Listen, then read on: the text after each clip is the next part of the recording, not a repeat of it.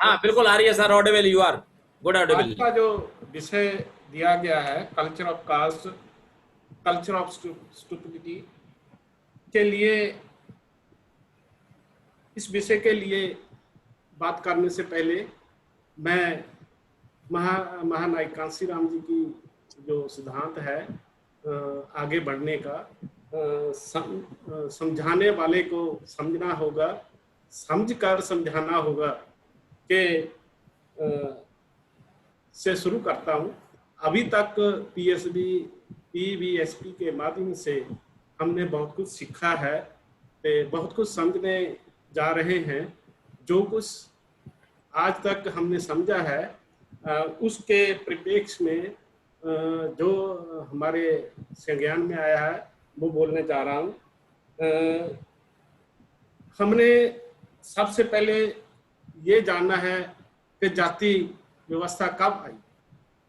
जाति व्यवस्था के बारे में शुरुआत में हमें ये जानना होगा कि आर्यन के आगमन से वर्ण व्यवस्था आई। वर्ण व्यवस्था जो थी उनमें से ब्राह्मण, क्षत्रिय, वैश्य को उच्च दर्जा दिया गया था। बाकी सभी बहिर्गण लोगों को निम्न दर्जा, जिनके शूद्र कहा गया था। ये वर्ण व्यवस्था महाराजा सम्राट अशोक के शासन काल में तहस नहस कर दी गई थी। महाराजा अशोक की जो विचार कौशल की नीति थी, एजुकेशन में जो विचार कौशल की नीति थी, उसके कारण लोगों को विचार कौशल सिखाया गया, जिसके कारण लोगों को वर्ण व्यवस्था से ऊपर उठा, लोग वर्ण व्यवस्था से ऊपर उठे।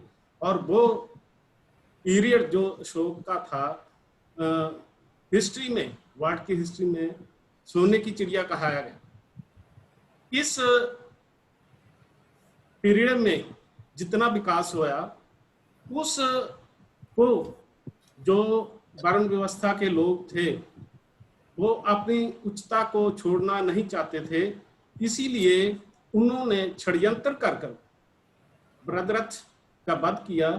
उसके बाद उसके बाद पुष्यमित्र शुंग ने जो शासन चलाया, उसमें मनुस्मृति को लाकर उससे जाति प्रथा, वर्ण व्यवस्था में जाति प्रथा फिर से चालू की गई और उसको स्थायी रूप देने के लिए हर तरह के षड्यंत्र रचे गए थे।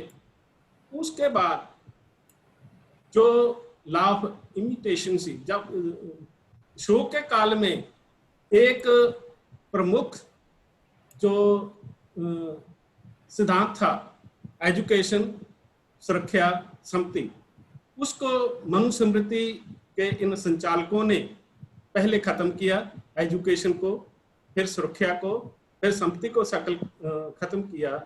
तो बाकी जो चौथा वर्ण जिसको जो बोल रहे ने, मनुवादी बोल रहे हैं, उनकी जड़ी बौद्धिक समर्था ते सुरक्षा की समर्था ते उपजीविका की समर्था खत्म करके उनको मजबूर कर दिया कि वो उनके लॉ ऑफ इमिटेशन जो हम बोलते हैं उसके साथ लगातार जब वो चलता रहा, राज लंबे समय तक चलता रहा।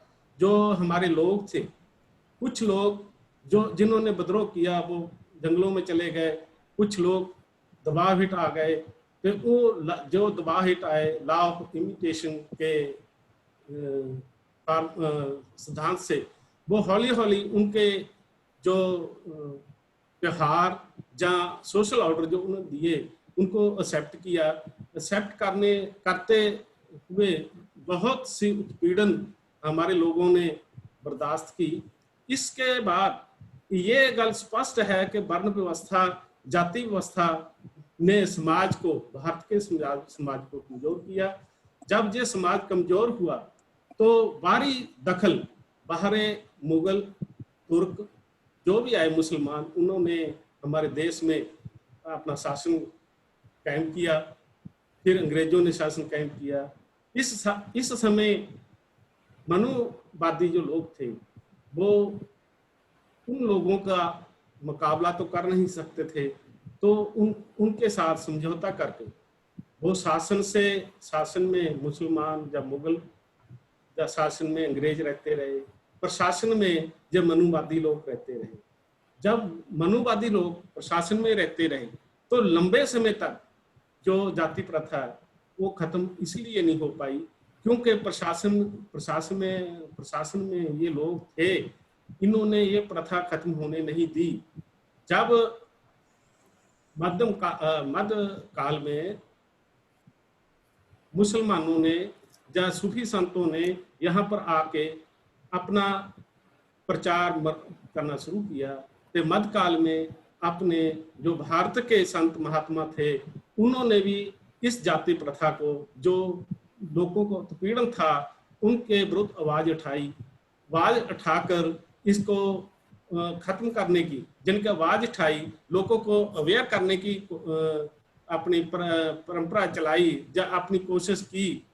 बहुत हद तक आज तक हमने कबीर साहब, रविदास साहब, तुकाराम जी, नारायण गुरु जी बारे में सुना है। वैसे जो सोशल मीडिया है उससे एक सर्च के जरिए जो पता लगा है कि 200 संत महात्मा ऐसे हुए हैं, जिनमें से 100 संत महात्मा जो है जो दबे कुचले वर्गों में हुए हैं। 2-4 की संतों की तो हम तो बात करते हैं, बाकी संतों का अभी मुझे जो अब तक पता लगा है ये स्ट्रेटजी का मामला है। हौली हौली सभी संतों का पता लग जाएगा, उन्होंने कैसे कैसे इन परिस्थितियों में मनुवाद का विरोध किया उसका भी पता लग जाएगा। वो अपना हमारे नॉलेज का विषय है।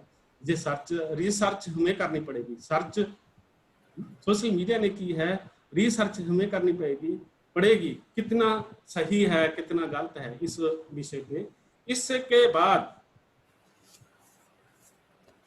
जाति प्रथा को आगे सूत्रवाद संतों की जो विचारधारा थी उसको, मैं पंजाब से हूँ, इतनी की बात जितनी की मुझे मालूम है मैं बताना चाहूँगा। उसको उन विचारधारा को सूत्रबद्ध करके गुरु नानक देव जी या इन गुरुओं ने सूत्रबद्ध किया और गुरु ग्रंथ साहब में इन सभी के विचार संकलन किए। तो ग्रंथ साहब ने हुई गुरु का दर्जा दिया, जिनके शब्द को गुरु कहा। जो गुर है वो शब्द से मिलता है।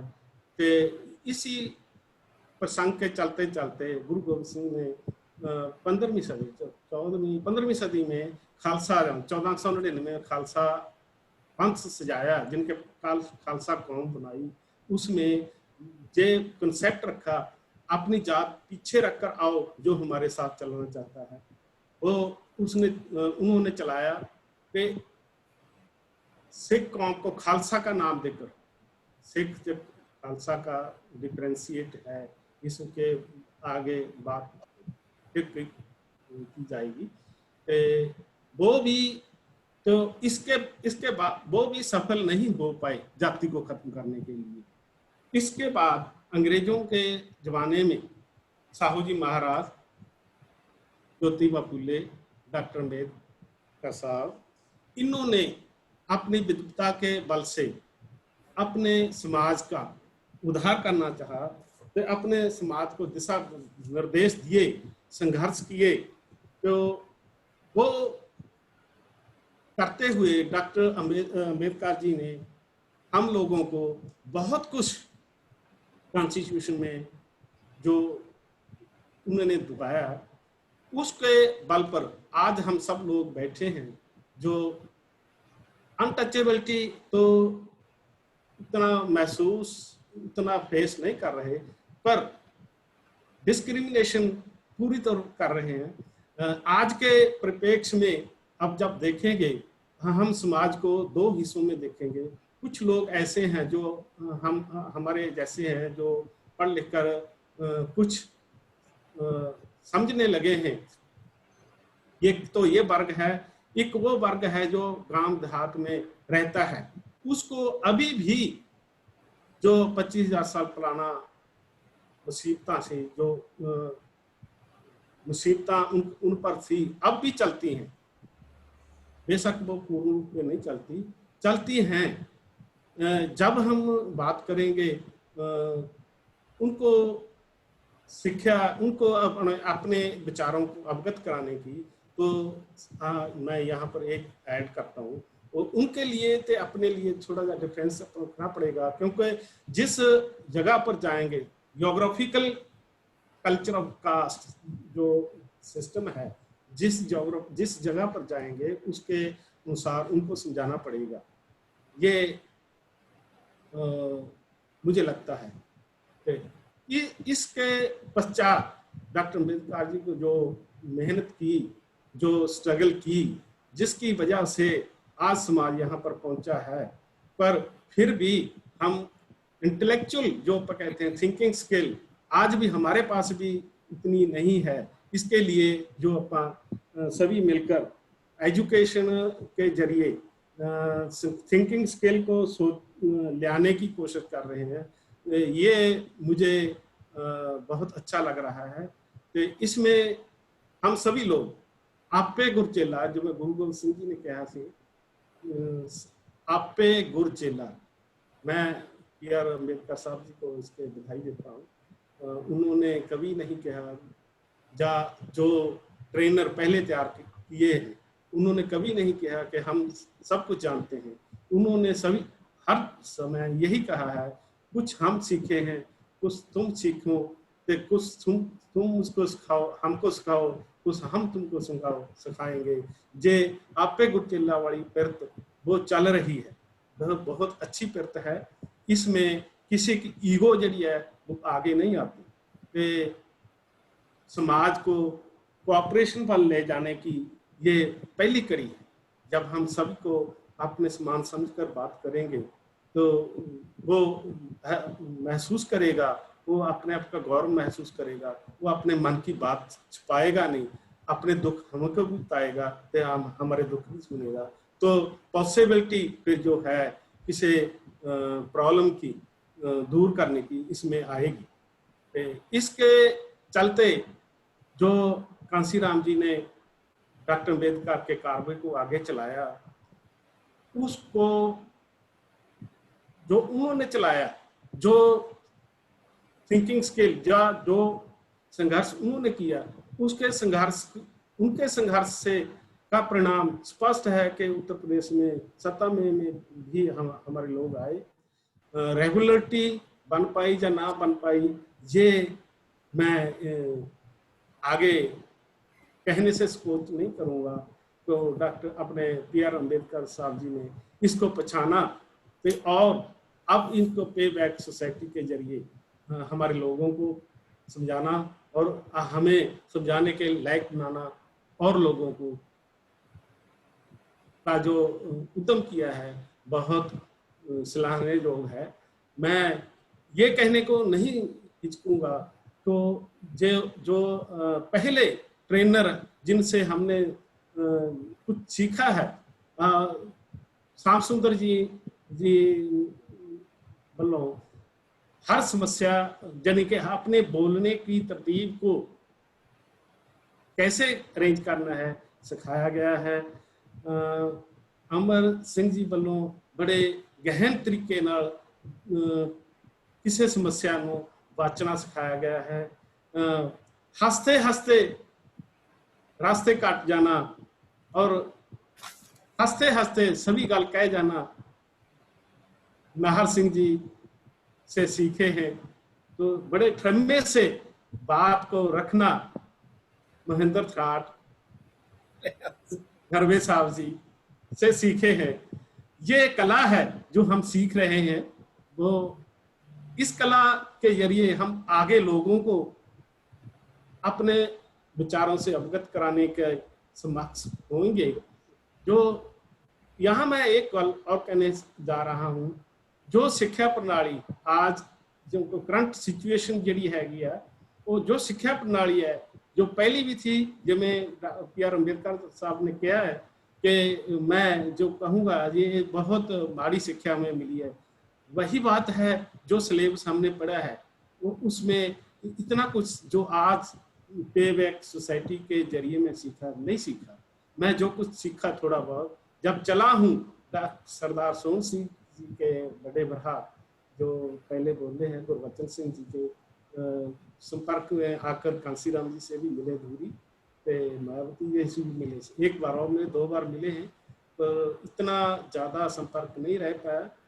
कि अब जब दोबारा संपर्क हुआ सोहन जी के जरिए हुआ है, तो बहुत कुछ उनके साथ लगकर सीखे हैं।